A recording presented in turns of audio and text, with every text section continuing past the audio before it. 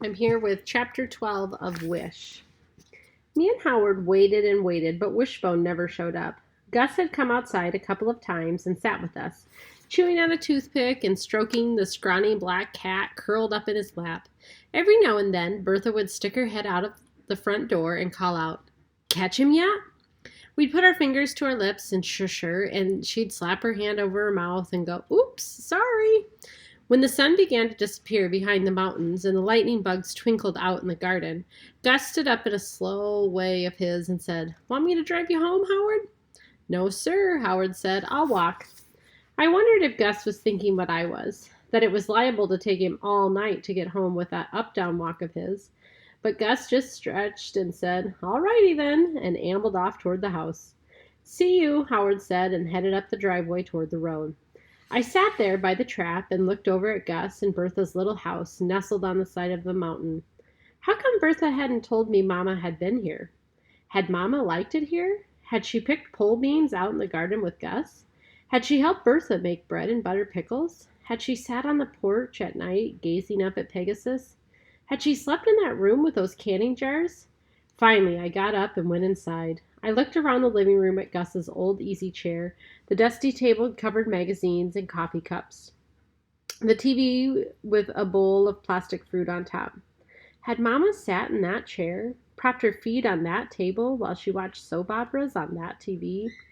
I could hear Gus and Bertha out on the porch talking. Every now and then, Bertha's laughter danced through the screen door. Finally, I went out there and sat in the lawn chair next to them.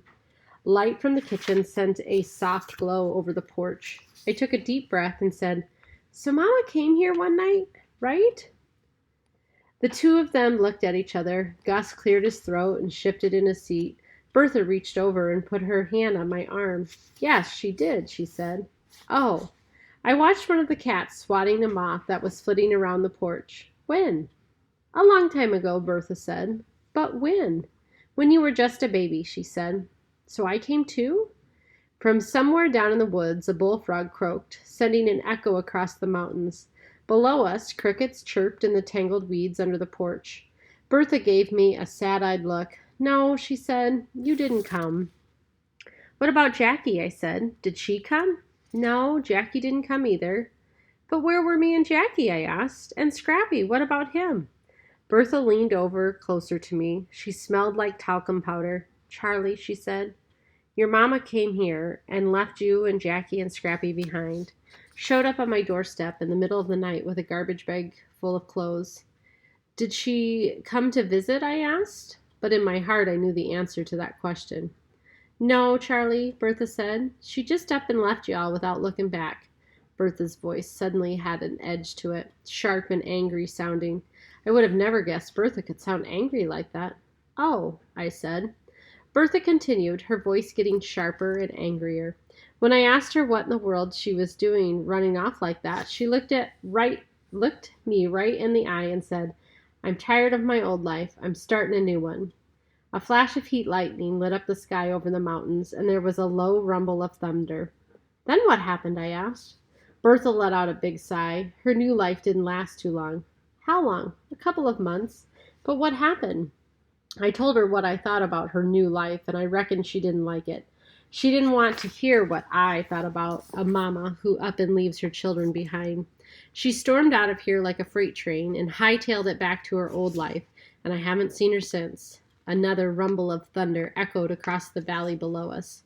"I tried to call, but she wouldn't even talk to me," Bertha said. "I sent you and Jackie cards and gifts, but she sent 'em right back, and after a while I gave up." She patted my knee. "I'm sorry to tell you these things, Charlie." I shrugged like it was no big deal, but my quivering chin must have given me away. Bertha knelt in front of me and took both my hands in hers and said, "Your mama loves you very much, Charlie, but sometimes she just loses her way." "Loses her way?" I'd be happy to draw her a map to show her the way back to being my mama again. I stared out into the dark woods below us and sent my laser thoughts zipping through the tree and over the creek and down into the streets of town to wherever Wishbone was. I wanted him to know how much I needed him and what a great life he would have with me. And I didn't even care one bit if Mama had a hissy fit about him. "I wonder if Wishbone will come get that food in the trap tonight," I said. He'd be a darn fool if he didn't, Gus said. And something tells me that fool dog is no fool, Butterbean.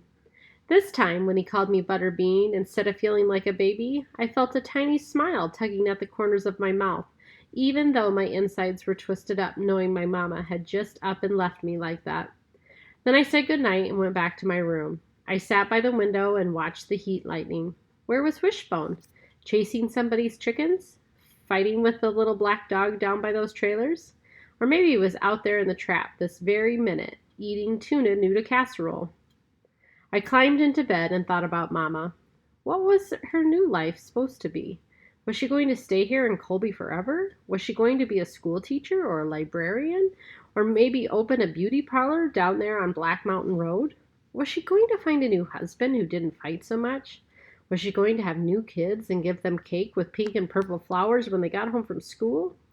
But what was the use of thinking about that? She had gone back to her old life, and there she is, and here I am, with my family all broken and scattered every which way. Outside, the rain had started, slow and soft at first, and then faster and louder. The wind picked up and blew cool and damp through the screen. Suddenly I sat up, my heart pounding. I hadn't made my wish today. My mind raced, thinking about my list of things to wish on. Too late for stars, no ladybugs in here, no four-leaf clovers or pennies or dandelions. And then I couldn't believe what happened next. From far off in the trees outside the window came the song of a mockingbird. Hearing a bird singing in the rain is on my list of things to make a wish on. So I closed my eyes and made my wish.